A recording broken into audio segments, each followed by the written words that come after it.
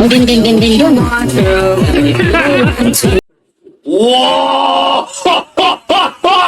Aïe aïe aïe! C'est quoi cette merde?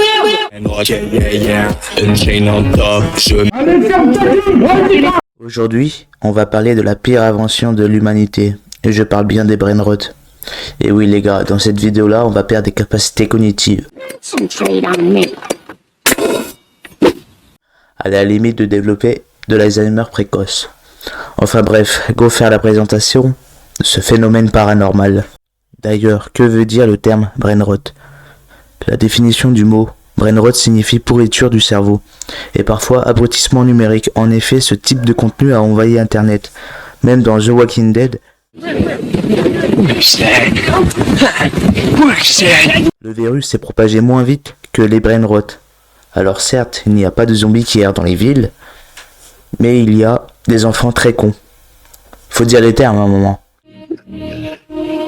J'ai potentiellement parlé à Kim Kardashian. Ok.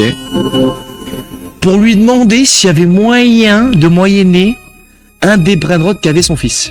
C'est pas possible, t'as pas honte? Qui regarde ce genre de contenu? Maintenant, les enfants sont forcément influencés par ce genre de contenu, car cela booste leur dopamine, et quand ils regardent cette bouse de vache, ils perdent aussi leur capacité de concentration. Les brain-rot ne sont pas un type de contenu pour apprendre du Shakespeare ou comprendre un sens philosophique par le biais d'une citation. Pas du tout. Grâce au brain-rot, ton cerveau se prend des crochets dévastateurs, comparables à ceux de Mike Tyson Prime.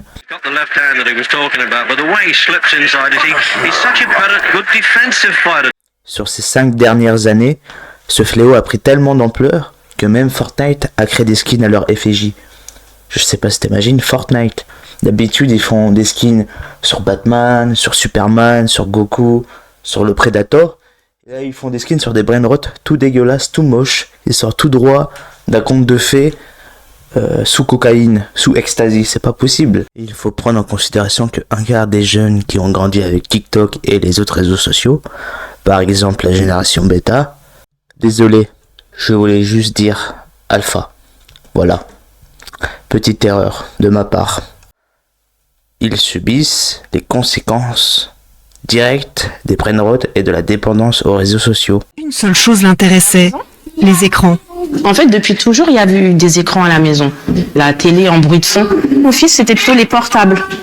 Car les jeunes de la génération alpha développent tout au long de leur évolution scolaire des problèmes d'anxiété, des problèmes d'apprentissage, ou une diminution de leur capacité de concentration à force de scroller sur TikTok et regarder des réels. Au bout de 3 secondes, ça t'intéresse pas, tu scrolles, et bah forcément, sur du long terme, leur cerveau se transforme en un singe qui fait des maracas à H24. D'ailleurs, il y a beaucoup d'études qui prouvent tout cela. Les profs sont obligés d'adapter les cours pour qu'ils puissent comprendre. Et on ne parle pas d'un profil dyslexique, TDA ou TSA, non. Vous avez déjà entendu parler du terme neuroatypie en lien avec des concepts tels que l'hypersensibilité, le haut potentiel intellectuel ou encore les troubles du spectre de l'autisme. Et de certains élèves en retard d'apprentissage. Enfin bref. Même Oxford, une université avec beaucoup de Walter White Prime, l'ont assimilé à l'expression de l'année en 2024. Mais ce terme-là existe depuis la nuit des temps. L'écrivain américain Henry David Thoreau utilisait déjà ce terme pour critiquer les couteaux les moins aiguisés du tiroir. Le premier brain-rot de 2024 est apparu en Italie et ce personnage se nomme Tralalero Tralala. Vraiment un nom de merde. Hein.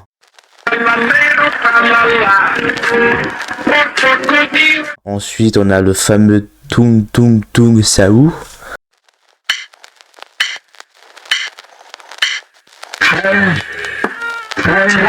Ou bien le Bombardino Crocodilo. Bombardiro Crocodilo. Et le Rina Cappuccina. Voilà. Ballerina Cappuccina. Mi mi mi mi. Moi à mon époque on avait le jeu Minecraft. On avait Herobrine, on avait Steve et Alex. Franchement, les jeunes d'aujourd'hui je les plains. Hein. Ils ont pas eu les bangers qu'on a eu à l'époque des Cro-Magnons. Non, là c'est inquiétant.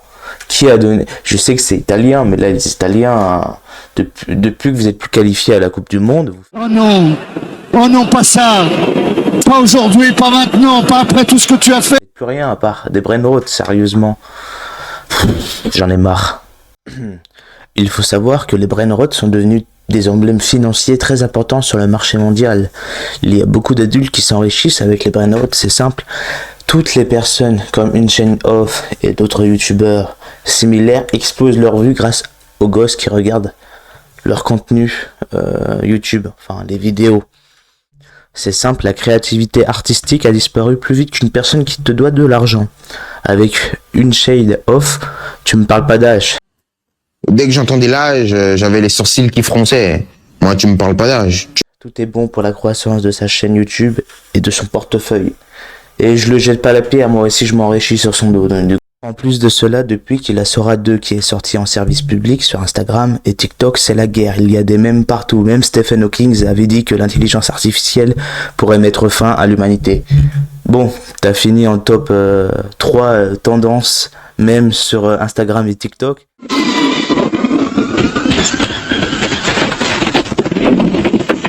Et en plus de cela, tu faisais des tours dans l'île privée de Jeffrey Epstein.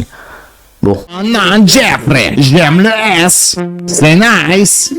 Là, c'est mon île, Little St. James. On va arrêter ici, ou sinon je vais encore déraper.